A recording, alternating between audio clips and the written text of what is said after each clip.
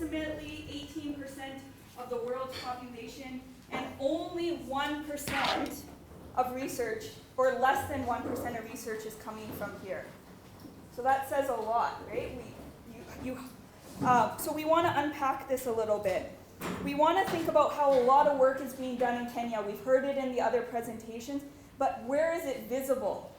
Who is able to access that information, and how do we use that information, right? And who is using that information, and who has the right to use that information? So here we're trying to bring light to this situation in Africa. We want studies to become locally and culturally led, and we want to link the programs that are being suggested to evidence. To get us started, Samuel, if I can ask you, I'm wondering why is research on VAC such an important concept and thought? Thank you.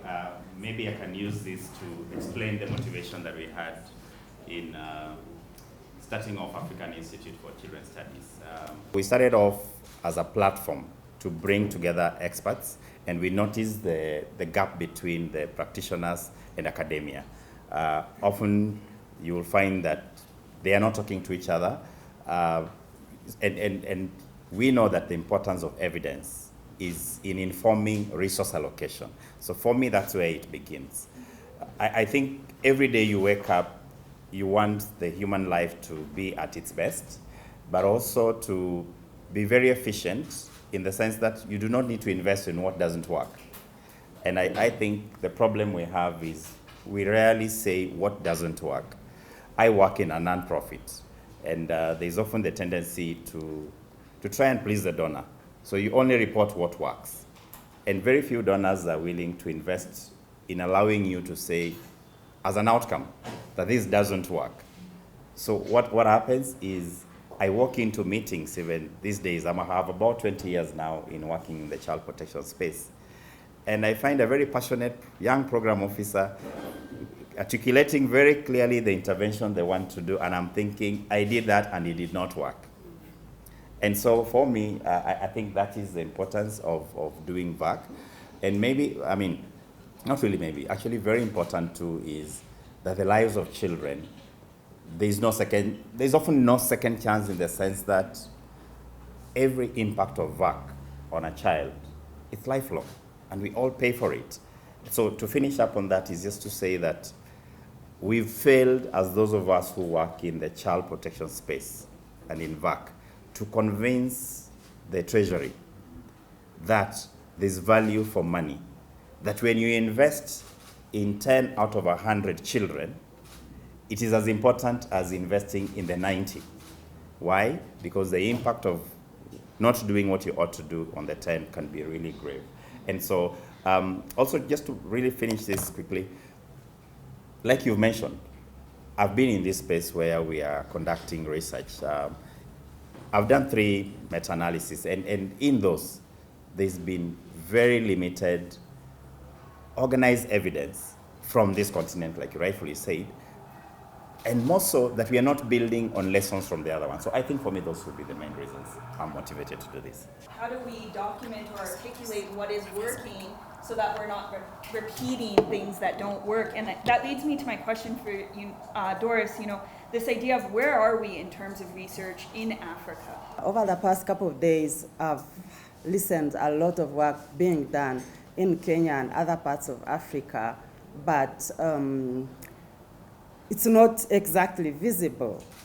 The world has changed, and a lot of research, scoping studies, meta-analysis, systematic reviews are being done using work that's available online. I recently did a systematic review actually on disclosure of sexual violence in Africa, and I used information or resources, published material that's available online. And most of the work that you can find online is either done in South Africa or it's work that's done by people based in the global north.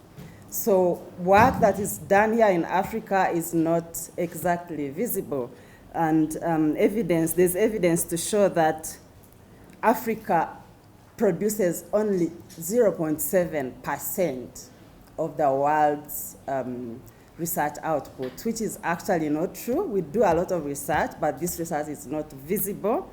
And that says a lot of things about our capacity to do research. But so that's one thing I wanted to say. Secondly, the fact that the research that's visible is done by people who are based in the north is a bit problematic for me, because I believe that we need to see research that's done by people who have lived experience of African childhood. They have grown here in Africa. They know what it means to be a child in Africa. And when they do this research, they can interpret it with that in mind, with a local or contextualized mind, and that produces the evidence that we desire to see.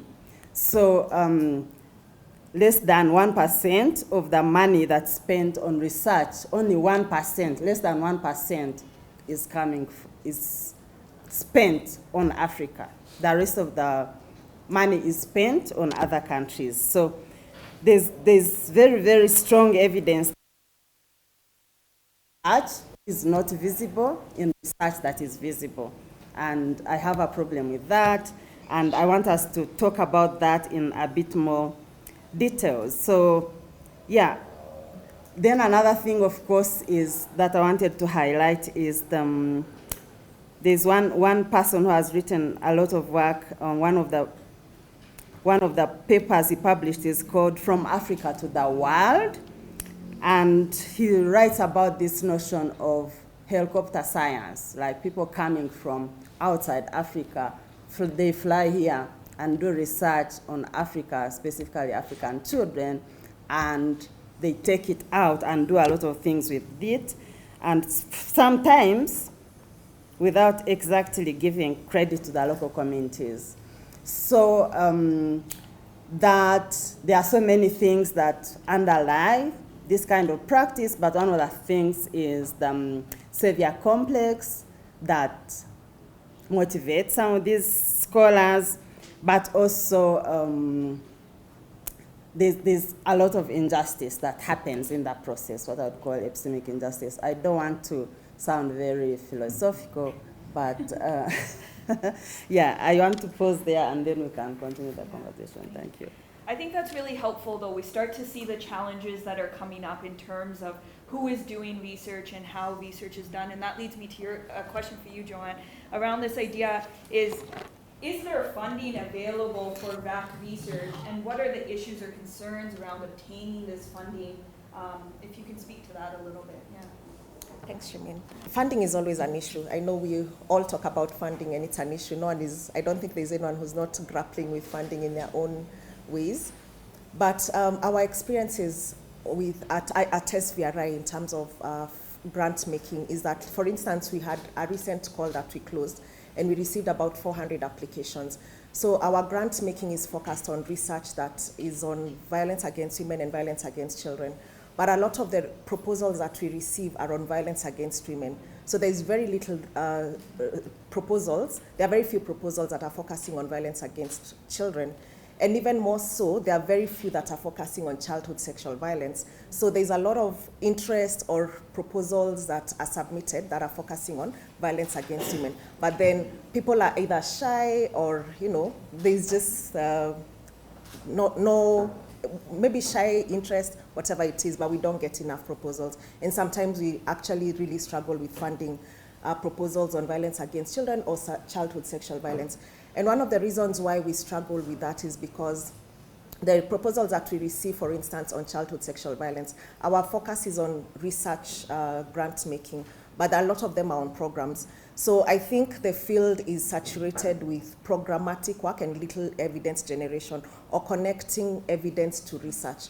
So the programs that are being implemented, they're not tied to research. So we get a lot of, well, the few proposals that we get on childhood sexual violence are mostly around scaling up existing interventions, introducing, and not interventions in the research sense, like programs, scaling up programs, introducing new programs, but then I see a lot of opportunities to connect that to research, but then that does not happen. So we get, a proposal, and we actually provide very clear guidelines that this is what we are looking for. And one of the things, for instance, a small or big issue is, a guideline around literature review, that we need your study design to connect, or your issue to connect to literature. But then people don't do literature reviews. And for me, I see it as a gap in terms of capacity. Maybe we don't know how to do literature reviews. I worked in programs before I became a researcher. So half my career was in programs. And we didn't do literature reviews. I started doing literature reviews when I went to do my master's. So we don't engage with evidence when we are working on programs. And that's a huge gap, because if we don't engage with evidence, then what are we building on? What are our programs building on? And so I've discussed the issue of quantity. We are not getting enough research proposals on VAC, on CSV, issues of quality in terms of, a lot of programmatic forecasts, and even the research forecasts proposals are not really strong in their design or even in their approach, like, the issue I discussed about literature reviews.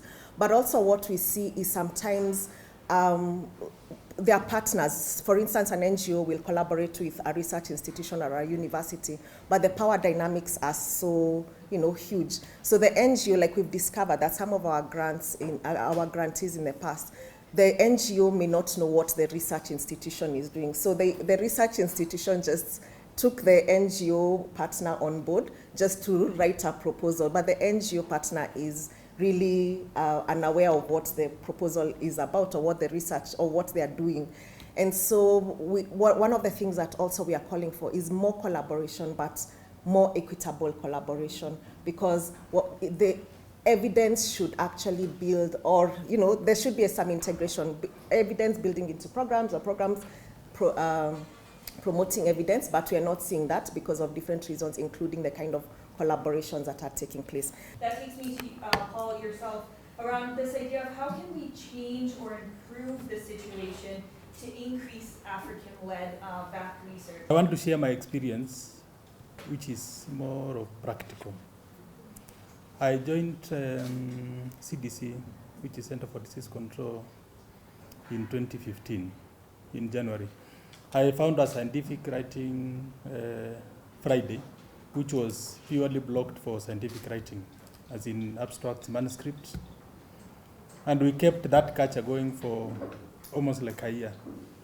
Unfortunately, we did not get a product from that structure. And I asked myself, why are we not getting what we asked for? Then I tried to understand why from my supervisor and because we were collaborating with Kemri. I wanted to understand why, because most of the presentations done were from Kemri side, but not from CDC side.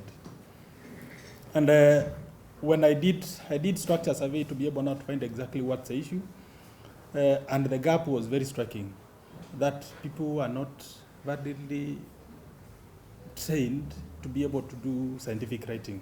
They don't know how to do appropriate desk review, even the structure of the abstract, from the introduction to methods to results and then the conclusion, and how you tie that together. And why was that? You'll find we have doctors, we have PhD, we have master's students, but where is the gap between the two? So I did sit down, talk to my supervisor. I structured out a training program for our staff, for our internal staff in CDC. And now we expanded that scope to all the partners whom CDC funds. And within a year, we had a very high peak in terms of the product coming from basically Western Kenya, where the HIV/TB burden is. And that was a pointer that we have a gap in knowledge, we have a gap in training, and that is what he capitalized on. And now we structured that from the quantitative research, which most of most of the organizations currently do. And you find that data is generated each and every day, each and every month, each and every year, and within a funding period, and you only report what the donor requires, but you don't contribute to public health research or public health knowledge through publications. And through that, it's very easy to be able now to connect the dot, what is working and what is not working. And I agree with Samuel that we present what the donor wants to hear. But are we doing justice to our community? That is the bigger question, and that is the elephant in the room.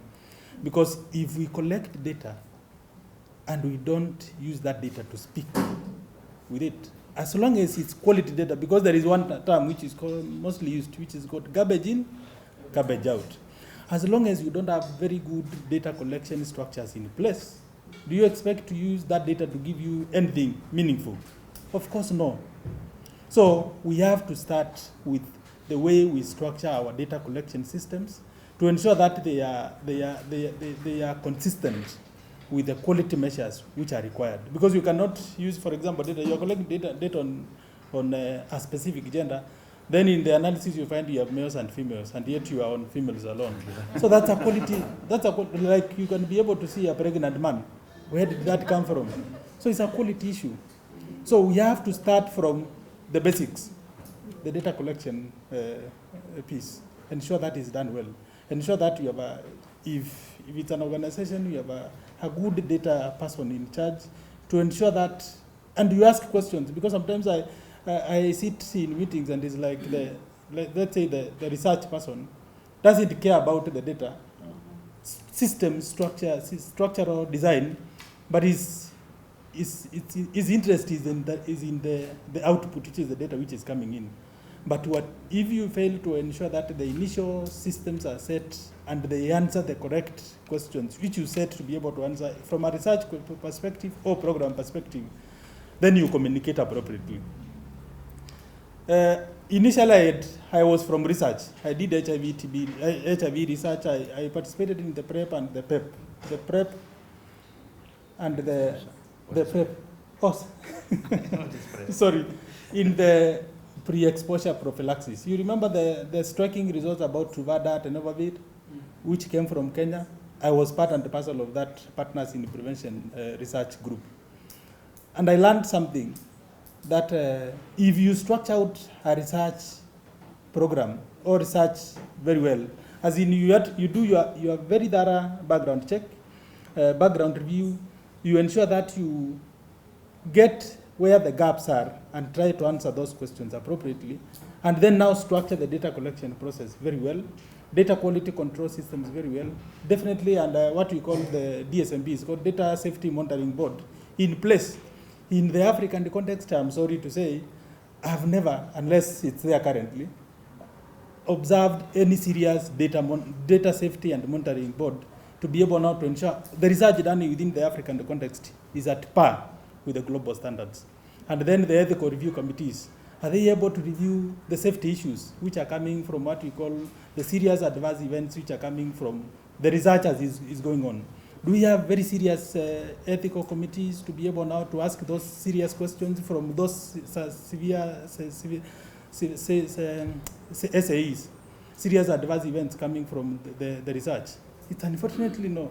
But the West, because by then we were being seriously monitored by University of Washington, there were specific questions which were coming out which our ethical review boards within the country could not be able now to pick. And that is where the gap is. So as we ask our questions, we need to look at the aspect of the capacity, which I think John and Doris talked about. Do we have the capacity within our country?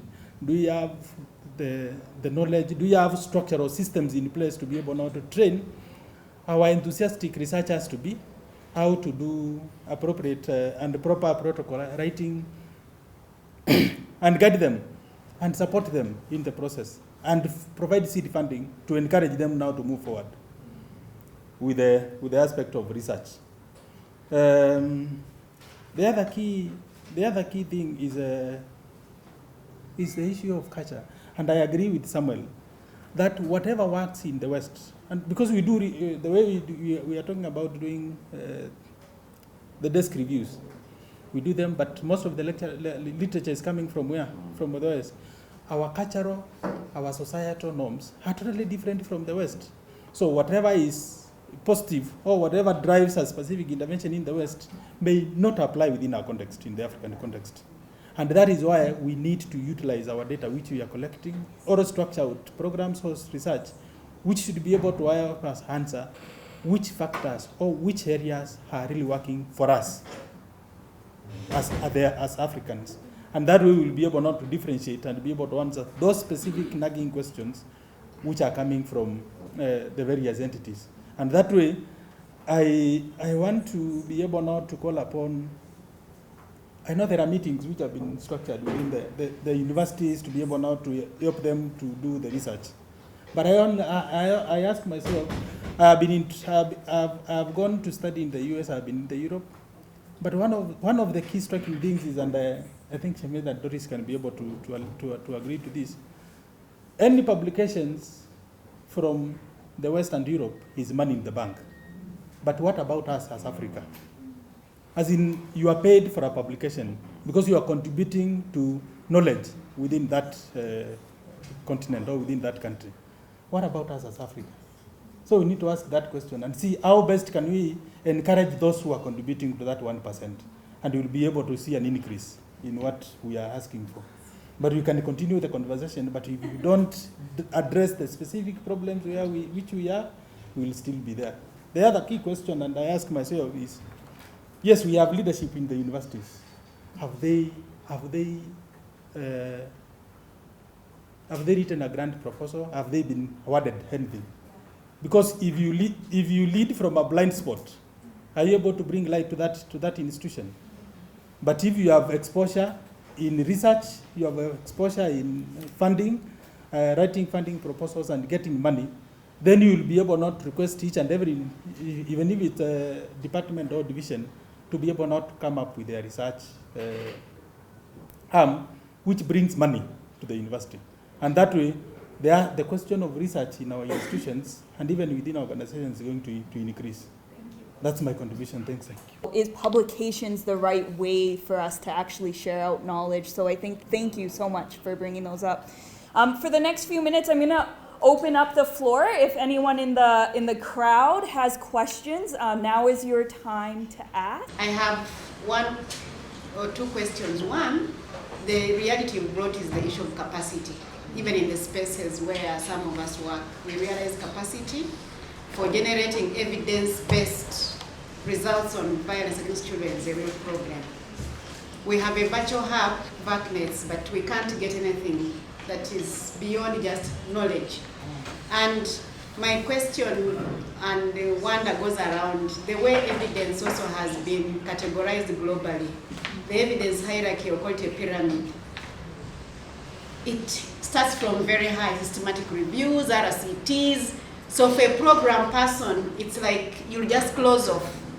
As we talk, is there a way, as we talk about the future and capacity, how can we together be able to build like a community of practice around growing this research knowledge, starting from the very basics, so that we keep growing from practice-based knowledge and get to the different levels going up. Thank you very much. But it doesn't mean that we are not doing research as Africa.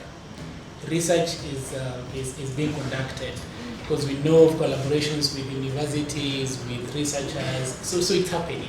So the question that I'm asking again is what you started by saying is, how do we make this visible?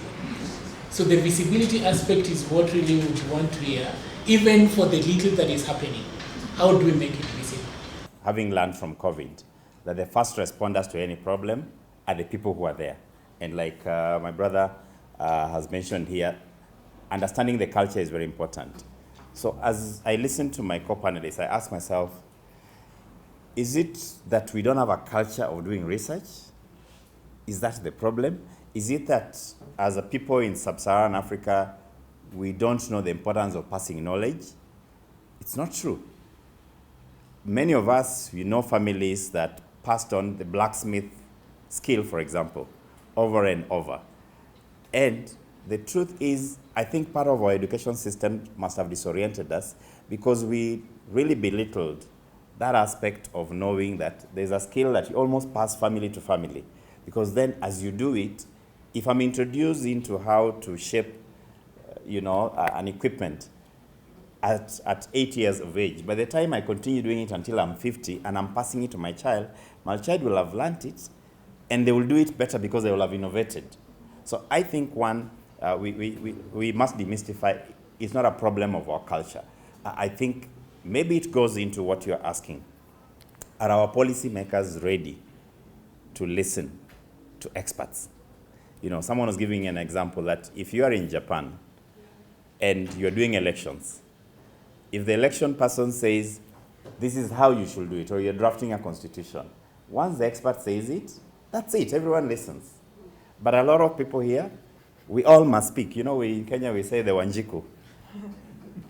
If Wanjiku can trust the expert, and yes, still express their concerns and let the expert unpack it. So I think that is where we need to get to. But do we wait for the policymakers to build this culture? I think that those of us who are meeting here, and for me, this convergence in this conference is living out my purpose, is living out the reason why we exist as Africans and why we needed this. That we come here, I'm really hoping that the next conference and going forward, when someone presents their evidence, critique it. Be able to say, I think the methodology doesn't make sense. So you cannot arrive at this. I say there must be a difference between witchcraft and science. Witchcraft is, if you say this and this, then I've reduced this number of. If I cannot repeat what you did methodologically, step by step and end up with your result, that is witchcraft. So the science that my brother is saying here is not the science of using test tubes and all that. He's saying, can you be systematic in saying what you did? Document it systematically. So I think it is possible to do that. But I think we really have to be very deliberate in going into those spaces. Let me go back to my question of resources versus data. In Kenya, I don't know how it is in other countries, but the Treasury is becoming increasingly very sensitive to the evidence that the money we are putting in you will bring a return on investment for this country. I don't care what you're talking about, whether it's a hospital, whether it is a child who's been defiled.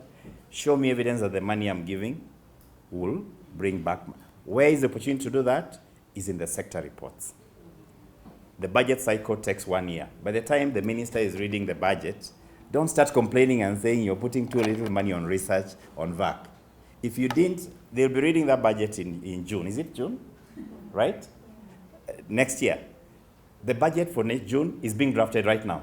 If you're not in the space now, doing the sector report, presenting your evidence, then nobody is going to put money on it. So let me just build on what my brother said here, that our publications are not turning into money in the bank. But then I ask myself, who is supposed to pay?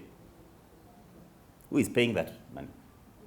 I think if your evidence is not good enough for a private sector person, if it is not solving a problem, then nobody will pay for it. So all of you, most of you presented your abstract. You notice that in the book of abstract that we've given you, it's not the way you had organized it. It starts by saying what is the problem, what intervention or method did you have, what was your finding, what was your conclusion and recommendation. We deliberately did that in the editing part. And we're hoping that going forward, you must explain what is the problem. Some lawyer friend was telling me, why are you insisting that I say a problem? For me, I just do laws. I'm like, who cares if you're doing law and you're not solving a problem? Who needs the law? We exist to solve problems. So I think that's my quick. Last year, we did some research in about 6 countries on child participation. And we wanted to see whether child participation is finding space in the SDG and the Agenda 2063 for Africa. And it was during COVID, so we had a very limited time to be able to do the ethical review. And there are countries that we just did not know. I mean, the timing, how Kenya will do it, we work with the Daystar here, they can be very fast. In a month you can get your document having reviewed it. If you go to Central African Republic, I don't know whether they even have a structure. Maybe you've done work there. So how can we have a situation where you can fast track this? And we did agree, as a team meeting in South Africa, in that meeting, that we needed to have a next meeting. We agreed actually in Cape Town. It's not happened yet, so any of you who can help us do this, and I don't want money from others. I hope government officials are here. We want money from our taxes to pay for this. But can we create a center for clearing research at the AU level? That once you are cleared there, you can do it in any country. I think for me that would be my call to action. When we do our calls, it's not close to NGOs. Of course, we want to strengthen the capacity of NGOs, but then the call is there. And for me, what would be the call to action is more collaboration, because it's for NGOs to seek out research institutions or universities. You know, NGO X can reach out to Dr. Cherui at Desta University, and you put together a proposal. And I like what Chichi said, Dr. Chichi said yesterday during the afternoon presentation. She talked about their collaborative approach to the program that she presented, that it was them as a research institution, there were practitioners involved, there was probably another NGO doing the mobilization, and that then becomes a very strong proposal. And that is what I was talking about, you know, equitable collaboration, that you're coming together at the table, but with equal power, because sometimes what we see with collaboration is that there isn't, it's not an equitable partnership, it's not an equal partnership. There's one person with a louder voice, with more power than the other. But if we can have these collaborative approaches to seeking grant proposals, and I believe even that is also a way to get to policymakers to hear what we are producing, because if you have you know, a policy brief or whatever developed in such a collaborative approach, then it gives a lot of strength to the policymakers to listen to what you're saying. Thank you. And maybe yes. I think the right word is to move away from this siloed approach of operating. Yeah, to move away from, you know, I'm an NGO, I do programs, I'm a university, I teach, or you know, to move away from this siloed approach and to have more connectivity in the way we work. And maybe I'll turn to Doris, if you can just speak to that idea of evidence in research a little bit. Yeah, I agree with what Agnes said about, and everybody else about skills. The lack of skills is really what determines the evidence and how this evidence is going to be mobilized and shared with the rest of the world. So we need that community of practice that would build local research capacities to be able to do everything that we are talking about. She has raised an important point about visibility, but you know, it's like a chicken and egg kind of situation. You cannot be visible unless you have the skills, and you cannot have the skills unless you're visible. So I work with Shimin on a journal. We are editors of a journal. It's called the International Journal of Child, Youth and Family Studies. And it's an open access journal, so anybody can submit and publish for free. And for the longest time, I've been really frustrated, especially by, I don't know, people from Africa. We call upon you guys we invite you to come and review manuscripts submitted by Africans. And most of the time, like 99.99% of the time, people decline. Nobody wants to review. So what does that mean? It means we are giving all the power to the other people to decide what gets published. So I just want to make that call to action, that please participate, be visible. Because if you don't publish, if you just want to publish, nobody's going to review your manuscript, and you'll never be visible. So when you submit your grant application and you have published in that area, that donor, the funder, is going to recognize you already as an expert in that area. So you stand better chances of being funded compared with another person who is just coming into the field. They never published anything. So for us to be visible, for us to produce evidence that is going to be recognized, we need to publish. And I agree with you that publication is not the only way to disseminate knowledge. There are other ways. If you don't want to publish a journal article, you can publish an infographic, you can publish a comic story. There are so many ways of mobilizing knowledge. You just don't have to be stuck somewhere and saying, I've done my research, I know the facts, and I'm keeping them in my office in the shelf. So that one is not going to help anyone. So yes, we need evidence, we create evidence, we need the skills, and for us to be able to move forward, let's work together to build those skills that we need to become visible, to create the evidence that's recognized, and to inform policy in our governments. Yeah, thank you. Thank you. I'm just loving I love the discussion, and I was involved in reviewing the abstracts, and I think what you are talking about is very real. We got very good ideas, but the structure was really wanting, and especially what Sam is saying, you try to look at what is the problem, what is your problem in your abstract. And so there was a lot of gaps. So this is the right place for me to ask this question. We are raising those concerns, but my question is now, what is the way forward? That we are getting all this, maybe for the next conference, as we call for abstracts, can we have maybe a capacity building, a training sort of, so that people know already when you tell us to forward our papers, what do you require from us? What would your call to action be? What do you want to see happen between now and the next time this collective meets together? One, I want to just share two COPs, the community of practice, which were formed after my initial finding in 2015. We formed four implementing partners who are funded by CDC, basically from the community, for scientific writing workshops, which we do on a quarterly basis, regionally, because we support the whole of Kenya, with core focus on government. But really, people come and they look for the per diem. That's the unfortunate thing. But a few concentrate on coming home with their data and progressing their products to something which can be published. That's one. Two, we have what we call IPNET, which is the Infection Prevention Network Conference, which happens each year. Initially, the products were like the way I'm hearing from the team. But CDC came in, the lab, because it's more of infection prevention is about the lab.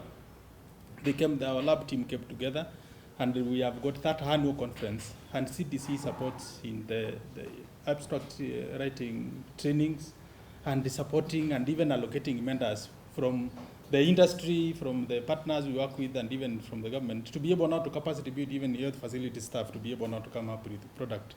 Over the last 3 years I have participated in that. We have seen a very market improvement in terms of, one, number of products submitted, and two, the quality improving significantly. So the call to have the community of practice is the honors of us to start. How can we be able to start that together with ICS, and how we can be able now to participate and inform ICCP in the years to come. So if that is formed, and I will be able now to call on my two other colleagues and our EPI, because we have our epidemiology team, which supports, and people come in their data, they are helped through like a 1 week, then like 3 or 4 months before the main conference. And then now we have that process moving on to help the methodologies piece, which Samuel talked about. If it doesn't make sense from the methodologies, even your results doesn't add value. Yes. Thank you. Confidently say this doesn't work. Let's encourage that. Make it a safe space to say that this approach doesn't work, and this is also to the donors. Build our capacity to confidently apply for these grants. Collaborate so that if you feel that you don't have adequate capacity, collaborate with someone else who can add on to your capacity. Thank you so much, and enjoy the rest of your conference. Thank you.